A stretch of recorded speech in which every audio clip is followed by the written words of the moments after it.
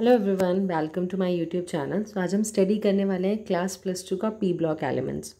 तो इस P block elements को स्टडी करने के लिए हमें ये पता होना चाहिए एक्चुअली में पी ब्लॉक एलिमेंट्स कहाँ प्लेस्ड होते हैं पीरियोडिक टेबल में, और कितने ग्रुप्स जो हैं इस पी ब्लॉक एलिमेंट्स में आते हैं। सो ये हमारा पीरियोडिक टेबल है। तो इसमें पी ब्लॉक एलिमेंट्स कहाँ प्लेस्ड होते हैं? राइट साइड पे। दैट मीन्स 13 to 18 जो भी ग्रुप्स हैं वो पी ब्लॉक में आते हैं। ठीक है, पी ब्लॉक का मतलब क्या है? जब लास्ट इलेक्ट्रॉन जो है वो पी सब शेल में फिल हो रहा है तो उस टाइम पे हम बोलेंगे इनको पी ब्लॉक एलिमेंट्स। ओके, अब बात आती है कितने ग्रुप्स होते हैं, किस बेसिस पे डिसाइड होता है। तो आपने एक चीज़ पढ़ी है क्लास +1 में, कॉन्सेप्ट पढ़ा हुआ है कि जो टोटल पी ऑर्बिटल्स होते हैं वो 3 होते हैं और उसमें मैक्सिमम नंबर ऑफ इलेक्ट्रॉन्स जो आ सकते हैं वो 6 आ सकते हैं। इसलिए जो टोटल पी ब्लॉक एलिमेंट्स होते हैं उसमें जो टोटल नंबर ऑफ ग्रुप्स हैं वो 6 होंगे। ओके, सो हम जो स्टार्ट करने वाले हैं वो ग्रुप 15 से स्टार्ट करने वाले हैं और ग्रुप 18 तक हम इसको स्टडी करेंगे। 13th और 14th ग्रुप आप ऑलरेडी क्लास +1 में स्टडी कर चुके हो। तो सबसे पहली चीज़ अगर आप ध्यान से देखो कि ग्रुप 15 में कौन कौन से एलिमेंट्स सो पी ब्लॉक में जो एलिमेंट्स आएंगे वो ये वाले एलिमेंट्स होंगे। That means nitrogen, phosphorus, arsenic, antimony, bismuth, moscovium. Okay, अब बात आती है मॉस्कोवियम। ये रिसेंटली इंट्रोड्यूस्ड हुए थे कुछ पास्ट ईयर्स में। तो इसकी कॉन्फ़िगरेशन आपसे पूछी जा सकती है और जो कि लिखनी बहुत ही सिंपल है। अगर आप मॉस्कोवियम की बात करते हो तो सबसे पहले ये चीज़ देखनी है कि कौन सी शेल फिल होगी। अगर हम पी ब्लॉक की बात करें तो जनरल कॉन्फ़िगरेशन होती है NS2 NP1 to 6। ओके, अगर हम 13 ग्रुप की बात करें तो यहाँ पर NP1 होता है, 14 में NP2 होगा और 15 में क्या होगा? NP3। दैट मीन्स 15 ग्रुप की जो कॉन्फ़िगरेशन होगी वो NS2 NP3 होगी। अब हम बात करें मॉस्कोवियम की, हम कैसे निकालेंगे? तो नाइट्रोजन के केस में क्या होगा? 2s2 2p3, फॉस्फोरस के केस में 3, आर्सेनिक के केस में 4, मतलब 4th शेल जो है वो फिल हो रही होगी। आपके पास एंटीमनी के केस में कौन सी होगी? 5th होगी, और बिस्मथ के केस में कौन सी होगी? 6th, और मॉस्कोवियम के केस में कौन सी होगी? 7th। That means 7s2 7p3 इसकी आउटर शेल की कॉन्फ़िगरेशन होगी। और हमें पता है डी वाला कौन सा फिल करते हैं, इससे एक कम जो है वो डी यूज होता है। That means penultimate shell, that means 6d10। और एफ़ वाला कौन सा होता है? इससे एक और कम, तो 5f14। तो ये आपके पास कॉन्फ़िगरेशन होगी। और साथ में नोबल गैस कौन सी आएगी? Radon, that is 86। ओके, तो Rn 7s2, या आप ऐसे लिख सकते हो Rn 5f14 6010 7s2 7p3। तो आप इजीली इसकी कॉन्फ़िगरेशन जो है वो लिख सकते हो। ओके, अब हम डिस्कस करते हैं अपना P block elements which is group 15। सो हमने ये स्टडी किया जो पी ब्लॉक एलिमेंट्स है वो किस ग्रुप में होंगे? 13 से लेके 18 ग्रुप में होंगे। और जनरल कॉन्फ़िगरेशन क्या होगी? NS2 NP1 to 6। बट एक एक्सेप्शन आती है, वो ध्यान रखनी है किसकी? हीलियम की। हीलियम के केस में क्या होता है? पी ऑर्बिटल प्रेजेंट नहीं होता, तो इसकी कॉन्फ़िगरेशन होगी 1s2।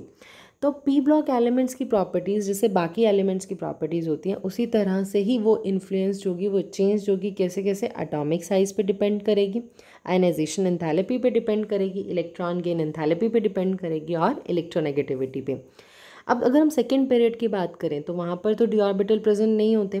बट जैसे ही आप हैवियर एलिमेंट की तरफ जाते हो, मतलब थर्ड पीरियड ऑनवर्ड, वहाँ पर क्या होंगे? डी ऑर्बिटल भी प्रेजेंट होंगे। एंड अगर उससे भी ज़्यादा नीचे आप डाउन जा रहे हो ग्रुप में तो वहाँ पर क्या होंगे? एफ ऑर्बिटल्स भी प्रेजेंट होंगे। अब इन डी और एफ ऑर्बिटल का भी सिग्निफिकेंट इफेक्ट होता है एलिमेंट्स की प्रॉपर्टीज़ पे, जो हम डिस्कस भी करेंगे आगे। सो पी ब्लॉक एलिमेंट्स में अगर हम बात करते हैं तो 3 टाइप के एलिमेंट्स हमें देखने को मिलेंगे, मेटल, मेटलॉइड और नॉन मेटल। इस वजह से जो इनकी केमिस्ट्री है वो बहुत ही ज़्यादा क्या हो जाती है? डीप हो जाती है, डाइवर्सिफाई हो जाती है। ओके, अब आपने ग्रुप 13 और 14 तो पढ़ लिया क्लास +1 में। अब हम पढ़ने वाले हैं ग्रुप 15 के बारे में। तो जैसे ही हमने ग्रुप 15 का देखा भी था पीरियोडिक टेबल में, कौन कौन से एलिमेंट्स इंक्लूड हैं? Nitrogen, phosphorus, arsenic, antimony, bismuth और मॉस्कोवियम। तो जैसे ही आप डाउन टू द ग्रुप जा रहे हो, that means as we move down to the group, तो वहाँ पर होगा क्या?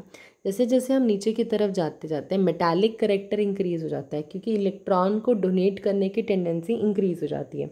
तो जो बॉटम साइड पे प्रेजेंट होंगे वो मोस्ट मेटालिक होंगे, और जो टॉप साइड पे प्रेजेंट होंगे वो मोस्ट नॉन मेटालिक होंगे। ओके, सो जैसे ही हम डाउन द ग्रुप मूव कर रहे हैं तो नॉन मेटालिक से मेटालिक करेक्टर में एक शिफ्ट आ रहा है और बीच में क्या आएंगे? मेटलॉइड्स आएंगे। तो नाइट्रोजन और फॉस्फोरस क्या होता है? Non metal. आर्सेनिक और एंटीमनी जो है वो मेटलॉइड्स होंगे, जबकि बिस्मथ और मॉस्कोवियम जो है वो क्या होंगे? मेटल्स होंगे।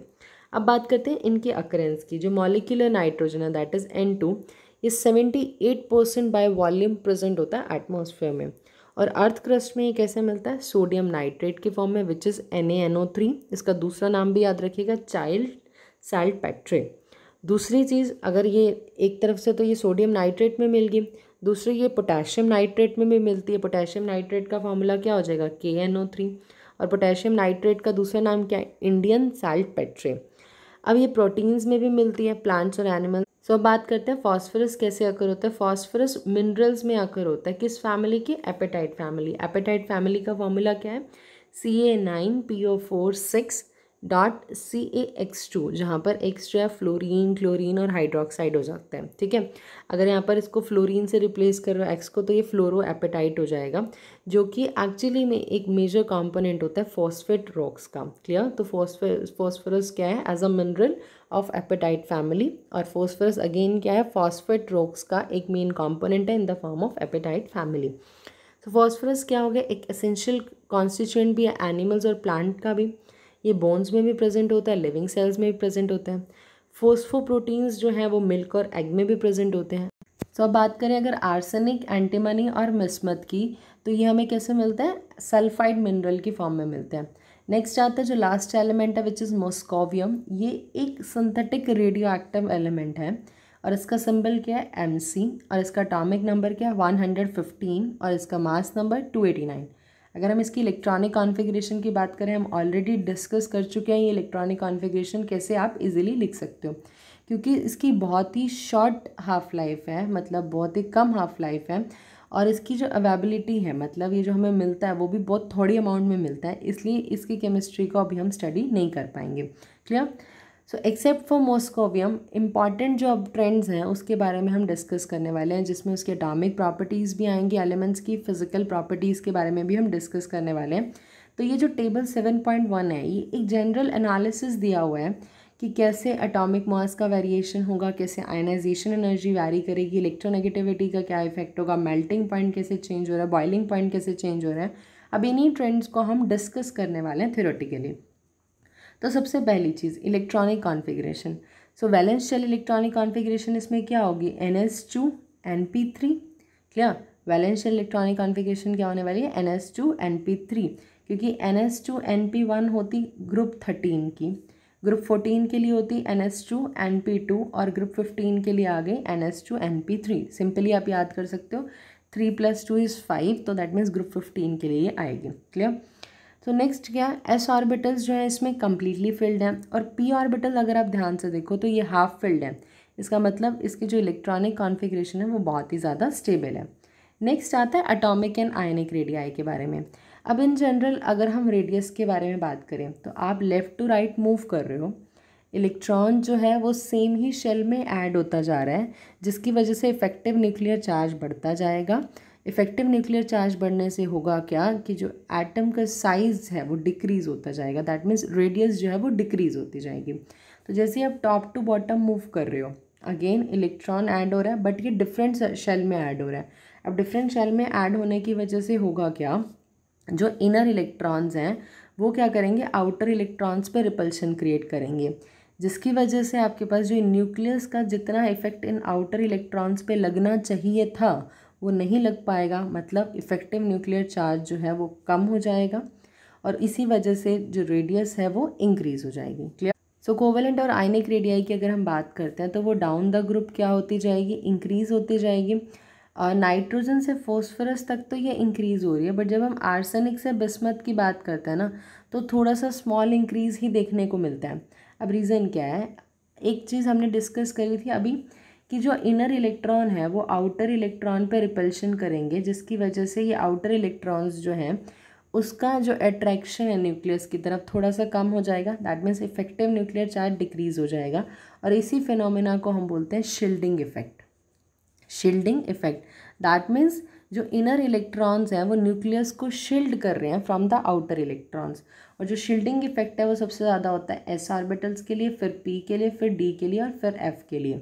तो अब हम इस ट्रेंड को समझने की कोशिश करते हैं कि जब आप आर्सेनिक से बिस्मथ में जा रहे हो, सो हम बोल रहे हैं कि एक थोड़ा सा स्मॉल इंक्रीज़ ही हो रहा है कोवलेंट रेडियस में। अब उसका रीज़न क्या है, क्योंकि उसमें आपके पास इस आर्सेनिक और बिस्मथ से जब बीच में आपके पास कंप्लीटली फिल्ड d ऑर्बिटल्स और f ऑर्बिटल्स आ रहे हैं, और इन d और f ऑर्बिटल्स का जो शील्डिंग इफेक्ट है वो बहुत ही कम होता है, इसलिए आपको बहुत ज़्यादा रेडियस में इंक्रीज़ देखने को नहीं मिलता। नेक्स्ट आता है आयनाइजेशन एंथैल्पी। अगेन आप लेफ़्ट टू राइट मूव कर रहे हो, अब जब लेफ़्ट टू राइट मूव कर रहे हो साइज़ डिक्रीज़ हो रहा है, दैट मीन्स न्यूक्लियर चार्ज बढ़ रहा है। अगर न्यूक्लियस की आउटर इलेक्ट्रॉन की तरफ अट्रैक्शन बढ़ जाएगी तो उस इलेक्ट्रॉन को रिमूव करना डिफ़िकल्ट होगा। इसका मतलब उस टाइम पे आपको जो एनर्जी प्रोवाइड करनी पड़ेगी वो ज़्यादा होगी।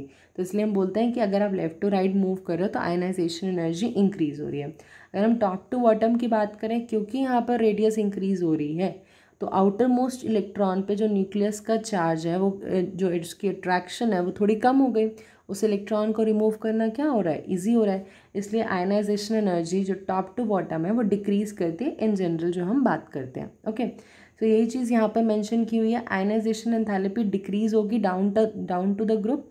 क्यों? क्योंकि एटॉमिक साइज़ बढ़ता जा रहा है। अब अगर हम इस ग्रुप की बात करें, पहली चीज़ कि यहाँ पर स्टेबिलिटी बहुत ज़्यादा है, क्योंकि NS2 NP3 की बात कर रहे हैं। p ऑर्बिटल जो है वो हाफ फिल्ड है जो कि स्टेबल होता है, और s ऑर्बिटल कम्प्लीटली फिल्ड है, अगेन स्टेबल होगा।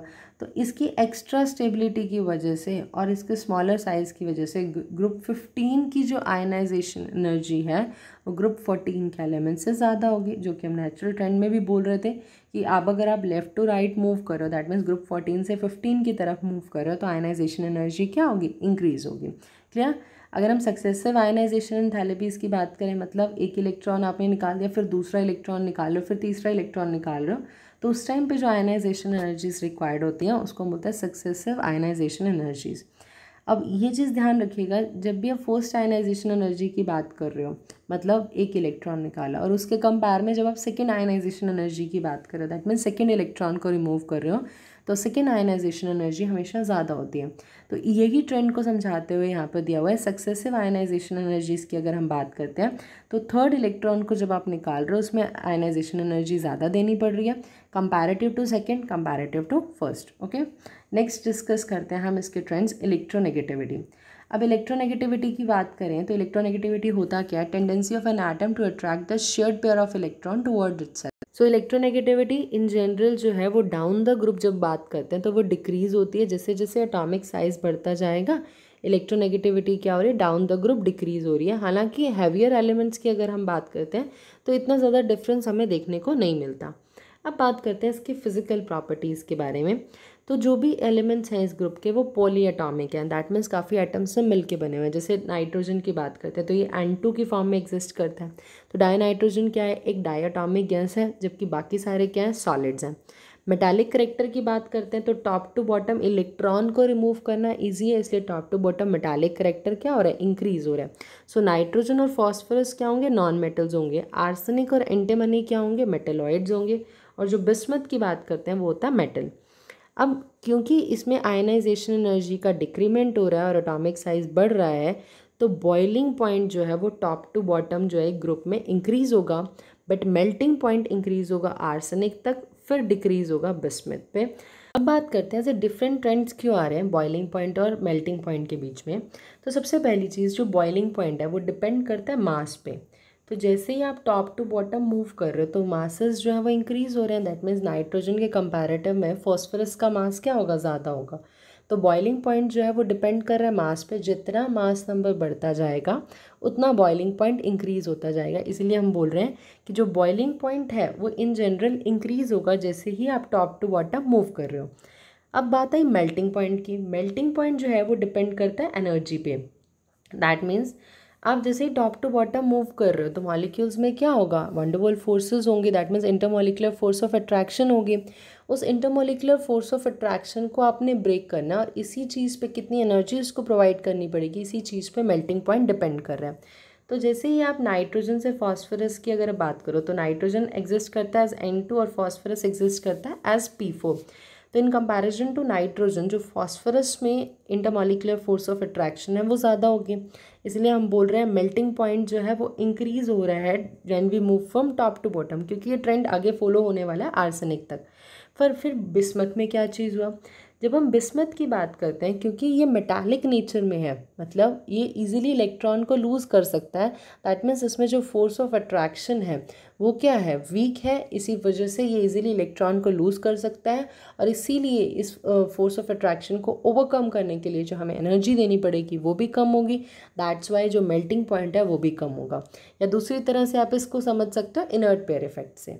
And the last point in physical properties is that except nitrogen all the elements show allotropy, मतलब नाइट्रोजन के अलावा बाकी सारे एलिमेंट्स के एलोट्रॉप्स जो हैं वो पॉसिबल है। एलोट्रॉप्स क्या होता है कि एक ही एलिमेंट के जो डिफरेंट फॉर्म्स बन सकते हैं, जैसे कि अगर हम कार्बन की बात करें तो ये ग्रेफाइट में भी एग्जिस्ट कर सकता है, ये डायमंड भी बन सकता है इससे, और बकमिनिस्टर फैलरेंस भी। तो दैट मीन्स ये डिफरेंस कहाँ पर आ रहा है, डिफरेंस आ रहा है इनके अरेंजमेंट में, मतलब ग्रेफाइट में कार्बन किस तरह से अरेंज है, डायमंड में किस तरह से अरेंज है, या बकमिनिस्टर फैलरेंस में किस तरह से अरेंज है। ओके, तो नाइट्रोजन के अलावा सारे एलिमेंट्स जो हैं वो एलोट्रॉपी शो करते हैं, दैट मीन्स ये प्रॉपर्टी शो करते हैं। अब बात आती है नाइट्रोजन क्यों नहीं शो करता, क्योंकि नाइट्रोजन का सबसे पहली चीज़ साइज़ जो है वो बहुत ही छोटा है, स्मॉल साइज़ होता है। दूसरी चीज़ इसकी इलेक्ट्रोनेगेटिविटी बहुत ज़्यादा है। ये दो रीज़न है सबसे बड़े।